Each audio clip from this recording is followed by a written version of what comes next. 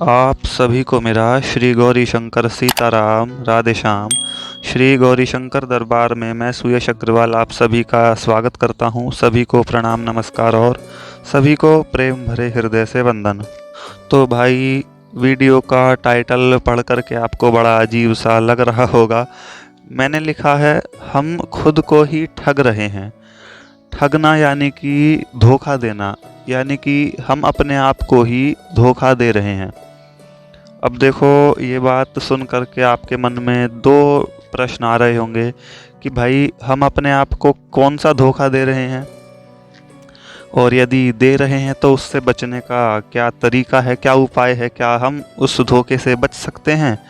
तो मैं आपको इन दोनों ही प्रश्नों के उत्तर दूंगा। लेकिन इन दोनों बातों से अलग मैं एक बात बता दूं कि जो मेरी ये बात है ये अध्यात्म से संबंधित है, यानी कि भगवान से संबंधित है। तो जो भी लोग भगवान को मानते जानते ना हो भाई, वो इसी पॉइंट पर वीडियो को छोड़ सकते हैं, यानी कि वीडियो आप इससे आगे की मत सुनना। क्योंकि मैं पहले ही बता दूं, आप सोच रहे हो कि मैं कोई दुनियादारी से रिलेटेड बात बताऊंगा, तो ऐसा नहीं है। मैं केवल अध्यात्म से संबंधित, भगवान से संबंधित ही बात बताऊंगा। आपको पसंद हो तो आगे की वीडियो सुनना, वरना आप यहीं पर वीडियो को छोड़ सकते हो। तो चलिए अब आगे की बात पर बढ़ते हैं। भाई, हम अपने आप को धोखा दे रहे हैं, मैंने टाइटल में ये लिखा है। अब इस बात पर चर्चा करेंगे। सबसे पहली बात तो वो कौन सा धोखा है जो हम अपने आप को दे रहे हैं। अब देखो, मैं सभी की बात नहीं कर रहा। इस चीज़ में भी दो तरह के लोग होते हैं जिनको सत्य पता है, यानी कि धोखा पता है कि कौन सा धोखा होता है और हम ऐसा क्या करें जो वो धोखा हमारे साथ ना हो। और दूसरे लोग वो जिनको अभी तक ये पता ही नहीं है कि धोखा कौन सा है, उनको अभी सत्य का पता ही नहीं है कि हम अपने साथ कौन सी ठगाई कर रहे हैं। एक होता है ना, और ये धोखा किसी और के साथ नहीं। कभी आप अपनी मस्ती में हो, हम अपने मज़े में हो, हमको आनंद आ रहा हो कि भाई हमने तो इसे ठग लिया, इसे धोखे में कर लिया। बिल्कुल भी ऐसा नहीं है। ये जो धोखा है, मैं उस धोखे की बात कर रहा हूँ जिसको भुगतेगा सिर्फ हमारा दिल, हमारी आत्मा, हमारा हृदय, हमारा मन। ये धोखा बाहर किसी के साथ हो ही नहीं सकता। ये सिर्फ खुद के ही साथ हो सकता है, और खुद से ही इसका बचाव भी हो सकता है। तो देखिए, मैं धीरे धीरे अब बात को आगे लेकर के चलूँगा। देखिए, मनुष्य जीवन का उद्देश्य क्या है ये आपको पता ही होगा। वैसे तो जिनको नहीं पता, मैं एक बार और बता देता हूँ। वैसे तो खैर, मैं इस विषय पर भी एक पहले वीडियो बना चुका हूँ, तो ज़्यादा लंबी चर्चा इस बात पर नहीं करूँगा कि मनुष्य जीवन हमको क्यों मिला है। क्योंकि देखो, यदि नई नई चीज़ें हों तो वीडियो बनाई जाए, वरना एक ही चीज़ पर बार बार क्या बोलूँ मैं। तो वो, यदि मनुष्य जीवन का उद्देश्य क्या है, इस पर आपको कुछ समझना हो तो पहले वीडियो बना रखी है मैंने, उसको जा कर के इसी चैनल पर ढूंढ लेना, आपको मिल जाएगी। तो एक ही लाइन में इसका मैं उत्तर दे देता हूँ। मनुष्य जीवन का उद्देश्य है केवल एकमात्र भगवान का भजन करना, एकमात्र भगवान की भक्ति करना। तो अब देखिए, इस बात पर भी कई मूर्खों का दिमाग कुछ इस तरीके से चलता है कि यदि हमारे पैदा होने का उद्देश्य सिर्फ भगवान की भक्ति करना ही है, तो क्या सब कुछ छोड़ छाड़ करके जंगलों में भाग जाएं, या सब कुछ छोड़ छाड़ दें, कुछ पैसा वैसा ना कमाएं, रोटी पानी ना खाएं, केवल भगवान का नाम 24 घंटे लेते रहें। तो देखिए, मैं आपको पहले ही बता दूं कि इसका उत्तर है ना, कि ऐसा बिल्कुल भी नहीं करना। क्योंकि भगवान ने, देखो आजकल कलयुग है तो 99% तक लोग गृहस्थी वाले ही हैं। तो भगवान ने उद्धव जी को बताई थी ये बात, गृहस्थी के लिए सर्वोत्तम उपाय क्या है कि सभी के साथ व्यवहार में रहो, मोह में मत रहो। यानी कि अपने मन का अटैचमेंट जो है वो संसार में किसी भी प्राणी, किसी भी वस्तु से मत करो, केवल मुझ में लगा दो, और अपने शरीर को घर गृहस्थी में लगा दो, काम काज में लगा दो। तो देखिए, एक बात तो ये हो गई। खैर, हमारे मनुष्य जीवन का उद्देश्य क्या है, यानी कि हम जो पैदा हुए हैं, मनुष्य बने हैं, इसका मुख्य कारण क्या है, हम क्यों बने हैं। तो उसका उत्तर तो ये हो गया, भगवान की भजन करने के लिए, भगवान की भक्ति करने के लिए, भगवान से अपने हृदय में प्रेम उत्पन्न करने के लिए, मतलब भगवान के प्रति लगाव करने के लिए हमको ये मनुष्य जीवन मिला है। तो उद्देश्य यही है। अब देखो, आप कुछ इस तरीके से समझो, हमें किसी कोई दिल्ली भेजे और कुछ काम करने के लिए भेजे और हम वहाँ जा कर के इधर उधर दिल्ली की चीज़ें घूमने लग जाएं और जिस काम के लिए हमको भेजा गया है वो काम हम ना करें और वापसी लौटने का समय हो जाए, तो बताओ क्या हुआ? वहाँ पे जा कर के क्या होगा? जब हम वापसी लौटेंगे अपने मालिक के पास जिसने हमको दिल्ली भेजा था, वहाँ पर जाके क्या होगा? भाई पिटाई होगी और बहुत बुरी वाली पिटाई होगी, क्योंकि हमको समय थोड़ा ज़्यादा दिया गया था दिल्ली दिल्ली में। वो कहेगा मालिक हमारा जिसने भेजा था कि भाई तुझको इतने दिन दिए, तूने वहाँ पे जाकर किया क्या? तू काम तो पूरा करके लाया ही नहीं। तो आप सोचो इसमें हर्जा किसका हुआ? भाई हर्जा इसमें हमारा ही तो हुआ। हमने अपने आप को धोखे में रखा, वहाँ पे जाकर के हम दिल्ली की चीज़ों को घूमने लग गए। हमें जो काम दिया गया था हमने वो वहाँ पे जाकर के नहीं किया। तो इसका मतलब क्या हुआ? हमने अपने आप को धोखे में रखा। तो मैं इसी ठगाई की बात कर रहा था, इसी धोखे की बात कर रहा था। अब इस धोखे को भुगतेगा कौन बताओ? हमारी तो पिटाई होगी। तो मैं इसी की बात कर रहा था। अब समझो जिसने हमको भेजा वो है भगवान। अब उदाहरण को साकार रूप से रियलिटी में ले आओ, और जो दिल्ली है वो है दुनिया, और जिसको भेजा गया था वो है हम, और जो हमको काम सौंपा गया था वो है भगवान का भजन। देखो कितना सुंदर उदाहरण भगवान ने बनवाया है। एकदम सब कुछ रियलिटी में फिक्स बैठ गया, फिट बैठ गया एकदम। तो समझो ध्यान से। अब भगवान ने कहा दिल्ली भेज करके, यानी कि संसार में हमको भेज करके कि जाओ बेटा मेरा भजन करना, मेरी भक्ति करना, मेरे अंदर मन लगाना, दुनिया में मत फंसना। लेकिन हमने क्या किया? हम दिल्ली तो आ गए और अपने मालिक से कह भी आए कि हाँ जी ठीक है, जैसा आपने कहा है मैं वैसा ही करूँगा। लेकिन हम दिल्ली में आकर के इंडिया गेट और लाल किला और ये वो जो भी चीज़ें होती हैं, मुझे खैर पता नहीं है सही ढंग से, और दिल्ली में आकर के अपना घूमने फिरने लगे। जो काम कही थी करने को वो तो करा ही नहीं। तो हमने धोखे में किसको रखा? आप ये तो सोचो। जिसका काम है क्या उसका कोई हर्जा होगा या उसको कोई कमी होगी? आप ये बताओ। तो ऐसे ही बात हमारे साथ होती है। हम दुनिया में आ जाते हैं और दुनिया में जो हमको काम करने के लिए हमारे भगवान ने, हमारे मालिक ने हमको भेजा है वो है भजन, भगवान की भक्ति। वो काम हम करते नहीं हैं और दुनिया में ही घूमते रह जाते हैं। जो इधर उधर की चीज़ें हैं वो देखने लग जाते हैं, दुनिया में ही फंस जाते हैं। तो जब हम वापसी जाएंगे अपने मालिक के पास दिल्ली को छोड़ करके, मतलब दुनिया को छोड़ करके, तो बताओ पिटाई किसकी होगी? हर्जा किसका होगा? मार किसे पड़ेगी? डांट किसे पड़ेगी? अब इसमें दूसरी बात को ले आता हूँ मैं बीच में। जैसा कि हम समझते हैं, जिनको ये बात पता होती है तो वो मूर्ख होते हैं। वो ज़्यादा दिमाग अपना यूँ चलाते हैं कि क्या फिर सब कुछ हम छोड़ दें, वही वाली बात। तो फिर क्या सन्यासी बन जाएं? तो फिर क्या कुछ भी ना करें? देखो उस मालिक ने कहा है दिल्ली को भी घूमना, दिल्ली को भी देखना फिरना, इधर उधर की चीज़ें देखना, दिल्ली में क्या क्या है, खाने पीने की क्या चीज़ें हैं, कैसा कल्चर है, कैसा रहन सहन है, कैसा मौसम होता है, भाई सब कुछ दिल्ली में करना। लेकिन जो काम दिया है खुद सोचो वो भी तो करोगे ना साथ साथ, या सिर्फ दिल्ली ही घूमते रह जाओगे? और मालिक ने कहा है कि जो काम दिया है सिर्फ वो ही मत करते ही रह जाना, थोड़ा बहुत दिल्ली को भी देख लेना, तुम्हें इतनी छूट है। तो इस चीज़ में हमको खुद को बैलेंस बनाना पड़ेगा ना, मतलब भगवान का भजन भी चलता रहे और हम दुनिया में भी रहें। तो यही बात होती है। या तो बिल्कुल ही हम पूरा भगवान में ही घुस जाते हैं, चलो वो भी बहुत अच्छी बात है, ऐसा होना चाहिए सभी के साथ। लेकिन मैं गृहस्थी वालों के लिए बता रहा हूँ जिनके लिए ऐसा संभव नहीं है, क्योंकि उनको घर गृहस्थी की भी पालना करनी है। फिर उसमें क्या होता है कि हम बिल्कुल फिर गृहस्थी में ही घुस जाते हैं, भगवान का भजन नहीं होता। तो इस चीज़ में दोनों चीज़ों का आपको बैलेंस बनाना पड़ेगा, यानी कि मन को जो है वो भगवान में लगा दो, तन को जो है वो संसार में लगा दो। दिल्ली भी घूमो, यानी कि दुनियादारी में भी रहो, सबसे बोलो चालो भी, मिलो जुलो भी, घर गृहस्थी भी देखो, रोटी पानी भी देखो, पैसा भी कमाओ। और जो दिल्ली भेजने का मकसद है, यानी कि मालिक ने हमको भेजा है, यानी कि भगवान ने हमको दुनिया में भेजा है, उस मकसद को भी याद रखो। भगवान का भजन भी साथ साथ करते रहो, भक्ति भी साथ साथ करते रहो। तो ये तो देखो थी पहले श्रेणी की बात। जो सबसे पहले मैंने दो तरह के लोग बताए थे कि जिनको पता है सत्य क्या है। और हाँ चलो मैं इस बात से पहले ही ये धोखे वाली बात बता दूं कि मैं कौन से धोखे की बात कर रहा था और क्या इससे बचने का उपाय है। दोनों प्रश्न मैं अभी बता देता हूँ।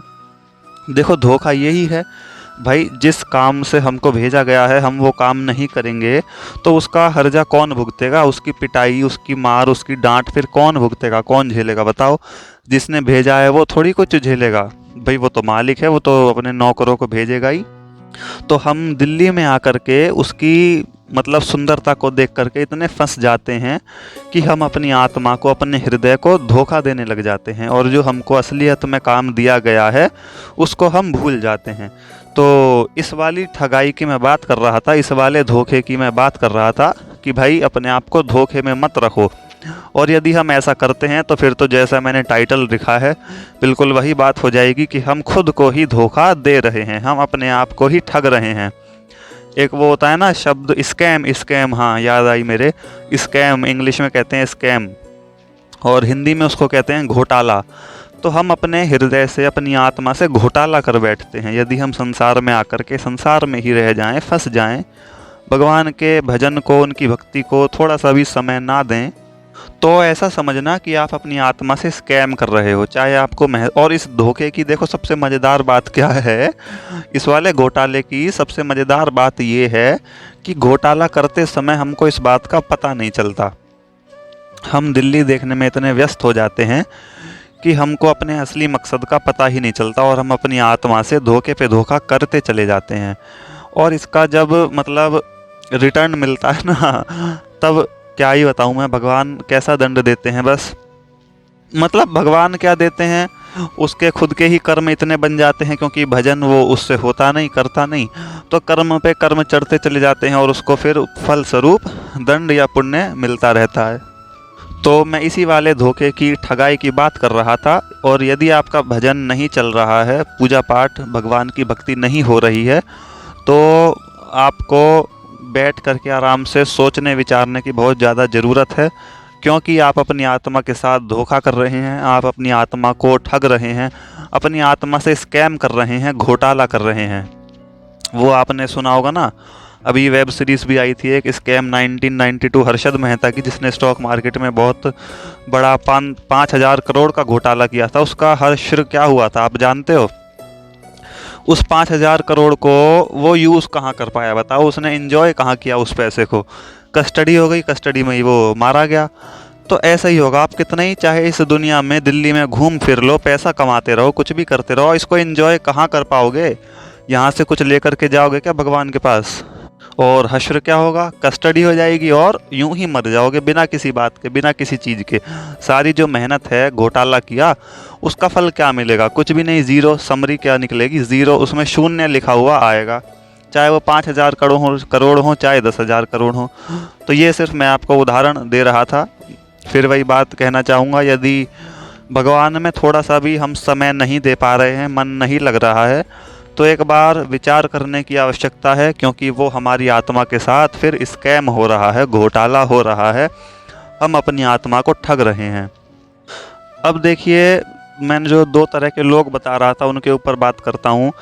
पहले तरह के तो वो जिनको इस सत्य का पता है, यानी कि उनको पता है कि धोखा क्या होता है और धोखे से कैसे बचना है। तो वो क्या करते हैं, वो अपने पूरी दिनचर्या में से थोड़ा सा समय भगवान के ऊपर निकालते हैं, भगवान की पूजा पाठ करते हैं, उनका भजन करते हैं, उनकी भक्ति करते हैं। अब देखो, ये कुल मिलाकर के भक्ति सिर्फ एक ट्री प्लांट है, यानी कि, और इस ट्री में से बहुत सारे तने निकले हुए हैं। आप ऐसे समझना जैसे साइंस में आप वो पढ़ते हो ना, क्या कहते हैं, पाई चार्ट करके, जिसमें से काफ़ी सारे पार्ट्स निकले होते हैं। तो उस भक्ति में कुछ भी हो सकता है, भगवान के रूप का ध्यान, भगवान के नाम का जप, उनकी सेवा, पूजा अर्चना, कुछ भी हो सकता है। मैं कोई स्पेशलिटी नहीं बता रहा हूँ कि भक्ति में यही करना, सिर्फ भक्ति नाम ले दे रहा हूँ, उसमें काफ़ी सारी चीज़ें होती हैं। तो जो वो पहले तरह का आदमी है, जिसको पता है, जिसको धोखे से बचना है, जिसको ये समझ में आ गया कि धोखा क्या होता है, मैं कह रहा था ना आपसे कि धोखा क्या होता है और उससे बचने का क्या उपाय है, तो उपाय उसका, वो उपाय करना शुरू कर देता है। वो धोखे से अपने आप को, अपनी आत्मा को बचाना शुरू कर देता है। वो पूरी दिनचर्या भी अपने नॉर्मल तरीके से निभाता है, घर गृहस्थी, परिवार, पैसा, जो भी उसका जॉब, बिजनेस, धंधा, कुछ भी होता सही, वो उसको भी अच्छे तरीके से करता है और अपने मन को थोड़ा थोड़ा भगवान में लगाना शुरू कर देता है, भगवान का नाम जप करना शुरू कर देता है, उनके रूप का ध्यान, मंदिरों में जाना, तीर्थों पे जाना, उनका दर्शन करना, वो अपनी दिनचर्या में से थोड़ा सा समय भगवान पर निकालना शुरू कर देता है, जिससे क्या हो इस स्कैम से बच जाए वो। अंत में उसे ये पता ना चले कि भाई मेरे साथ तो घोटाला हुआ है। और अब रहे दूसरे तरह के लोग, अभी जिनको ये पता ही नहीं है कि भाई हम अपने आप को धोखे में रख रहे हैं, हम अपने साथ ठगाई कर रहे हैं, हम अपने साथ घोटाला कर रहे हैं। यार उनके लिए क्या ही बताऊं मैं। उनके लिए बस यही कहूँगा कि जो ये सत्य है इसको समझो, इसको सुनो, इसको पढ़ो कि हमारे मानव जीवन का क्या उद्देश्य है, क्या कारण है, क्या मुख्य रूप है कि हम इंसान बने। तो इसीलिए बने हैं कि हम अपने प्रेम को भगवान पर समर्पित कर पाएँ, प्रेम का नाता भगवान से जोड़ पाएँ, उनकी भक्ति प्राप्त कर लें, उनका भजन करें। तो यही सत्य है। यदि आप नहीं मान रहे तो मैं एक बात बता दूं, ये भी सत्य है कि आपको अंत में फिर एक ही आवाज़ आएगी कि आपने अपने साथ घोटाला किया है, आपने अपने आप को पूरे जीवन धोखे में रखा है। यही बात आपके कानों में अंत समय गूंजेगी। जैसे मैंने बताया कि इस धोखे की सबसे विशेष पहचान क्या है, इसका पता नहीं चल पाता कि हम पूरे जीवन क्या कर रहे हैं। इसका पता तब चलता है जब मृत्यु आ जाती है। और भाई मृत्यु आ गई तो आप समझ सकते हो, आपके पास समय गया सारा, फिर क्या फ़ायदा भाई। जब राम जी के नाम लेने का समय था तब तो तुमने वो व्यर्थ कर दिया, जब तो तुम वो घोटाला करने में लगे रहे। उसके बाद अब जब घोटाले का दंड मिलेगा तो वो सो तो मिलेगा ही, तुम कह थोड़ी ना सकते हो। तब तो तुम दिल्ली घूमने में इतने व्यस्त हो गए कि तुम्हें असली काम का पता ही नहीं चला। तो दूसरे तरह के लोग ये होते हैं। दूसरे तरह के लोगों को सिर्फ मैं यही बताना चाहूँगा कि जो सत्य है उसको समझो, जानो, पहचानो और फिर उस सत्य पर चलना शुरू करो, यानी कि अपने आप को धोखे में से निकालना शुरू करो। क्योंकि सत्य पता ही नहीं है तो पहले ही धोखे में हो भाई। हो ही जब पता ही नहीं है, जब भगवान की भजन भक्ति कुछ कर ही नहीं रहे तो अपने आप को ठग ही रहे हो ना। स्कैम तुम्हारा चल रहा है, घोटाला चल रहा है। लेकिन याद रखना जब ये एक्सपोज होगा तब सोच रहे हो ना क्या होगा, सीधा कस्टडी होगी और उसी में मर जाओगे, निकल पाओगे ही नहीं। क्योंकि तुम अकेले और पकड़ने वाले दसियों, तो कैसे बचोगे। तो समझो, तो समझ पा रहे हो ना बात। तो अपने आप को इस धोखे में से निकालो। और जिनको पता है कि ये धोखा चल रहा है उनके लिए बहुत अच्छी बात है, वो अपने आप को इस ठग में से निकालने की कोशिश कर रहे हैं, इस घोटाले से बचने की कोशिश कर रहे हैं। इसी पर दूसरी बात, ऐसा भी मत करना कि बिल्कुल ही घर गृहस्थी छोड़ छाड़ कर पूरा ही भगवान में मन को तल्लीन कर दिया तो बिल्कुल ही वैराग्य उत्पन्न हो गया। क्योंकि भगवान ने खुद ने भी ऐसा नहीं कहा है घर गृहस्थी वालों के लिए। उन्होंने कहा है पूरा काम करो, अपने घर का गृहस्थी का सब कुछ पैसा वैसा सब कमाओ, लेकिन थोड़ी थोड़ी दिनचर्या जो है वो मुझे भी अपनी सौंप करके देखो। तो चलिए, मैं इसी विषय पर बात कर रहा था, मेरी बात ख़त्म हुई। जो टाइटल था कि हम खुद ही अपने आप को ठग रहे हैं, तो मैं भजन ना करना ही सबसे बड़ी ठगाई है, मैं यही बताना चाह रहा था। जिनको पता है बहुत अच्छी बात है, जिनको नहीं पता है वो पता कर लो। मतलब इस बात को समझ लो कि भक्ति चल रही है तो सब कुछ ठीक है, यदि नहीं चल रही तो भाई कितना ही करोड़पति तुम खरबपति बन जाओ, कोई फ़ायदा नहीं है, सब कुछ व्यर्थ। एंड में तुमको जो तुम्हारी बैलेंस शीट है उसमें बिल्कुल सबसे नीचे लिखा हुआ जमा जोड़ घटा करके सब कुछ लिखा हुआ दिखेगा, ज़ीरो, शून्य, कुछ है ही नहीं। क्या करोगे फिर उस चीज़ का। चलिए फिर मेरी बात इतनी ही थी, कुछ ज़्यादा हो गया हो तो क्षमा करना, और वरना जो है सो है, भगवान जाने। चलिए, सभी को आनंद मंगल सहित श्री गौरी शंकर सीताराम, राधे श्याम।